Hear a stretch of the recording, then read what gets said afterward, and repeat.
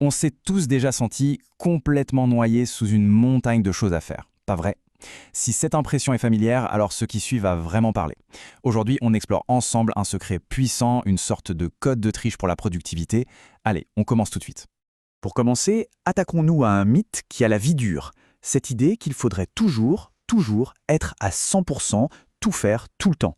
C'est une pression qui nous épuise tous, dans un monde qui, lui, ne ralentit jamais. Franchement, qui n'a jamais ressenti ça? Ce sentiment d'être tiré dans tous les sens, avec une to-do list qui, on dirait, n'en finit jamais de s'allonger. Hop, on ouvre sa boîte mail le matin et c'est le déluge. La boîte de réception déborde, une véritable avalanche numérique avant même la première gorgée de café. Et ce n'est pas tout, il faut aussi maîtriser cette nouvelle compétence pour le boulot, apprendre ce nouveau logiciel, cette nouvelle méthode. La pression est constante, on doit toujours s'améliorer. Et bien sûr, il y a ce fameux projet urgent à terminer. Le résultat de tout ça? On a l'impression de courir un marathon sans jamais voir la ligne d'arrivée. On donne tout, mais on a l'impression de faire du surplace. Et voilà le cœur du problème, le vrai piège. C'est de penser qu'il faut faire 100% du travail pour obtenir 100% des résultats.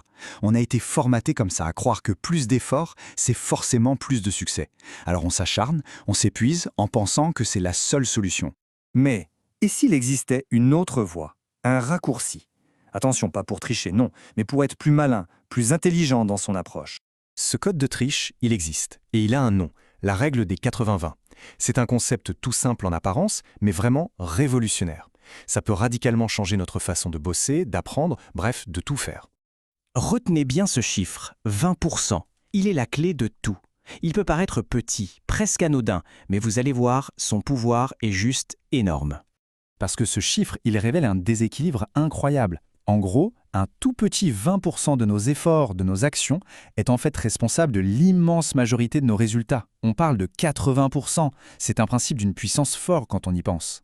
Son nom officiel, c'est le principe de Pareto, du nom de l'économiste qui a observé ça.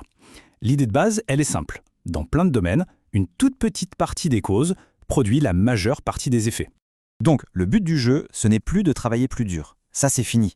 Le but, c'est de trouver, de débusquer ce fameux 20% vital, les quelques actions qui comptent vraiment. C'est ça le raccourci le plus intelligent pour avoir des résultats rapides. Alors maintenant, voyons comment ça se traduit dans la vraie vie. Comment est-ce que cette idée peut concrètement transformer notre approche de l'effort? Eh bien voilà, la différence est énorme. D'un côté, il y a l'effort dispersé. On essaye de tout faire en même temps, on se noie, et au final, on n'accomplit pas grand-chose. De l'autre, il y a l'effort concentré. On identifie les 20% critiques, ces actions à fort impact, et on atteint 80% des objectifs, mais avec beaucoup moins de stress. On passe en fait du mythe à la réalité.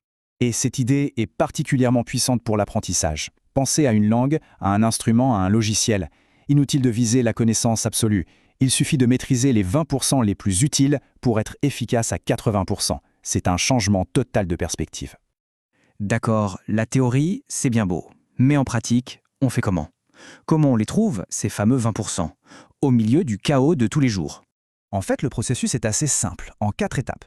D'abord, étape 1, un objectif clair. Par exemple, apprendre l'espagnol pour un voyage. Étape 2, on liste tout ce qu'on pourrait faire sans filtre. Étape 3, c'est là que tout se joue, on analyse. On se demande qu'est-ce qui aura le plus d'impact. Pour un voyage, ce sera sûrement de maîtriser les 100 mots les plus courants, bien plus que les règles de grammaire complexes.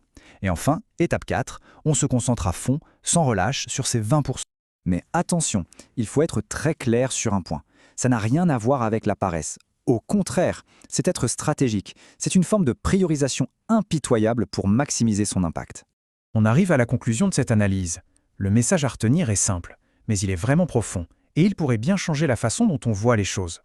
Dans un monde rempli de distractions, la capacité à se concentrer sur l'essentiel, ce n'est pas juste une compétence, c'est un véritable super-pouvoir.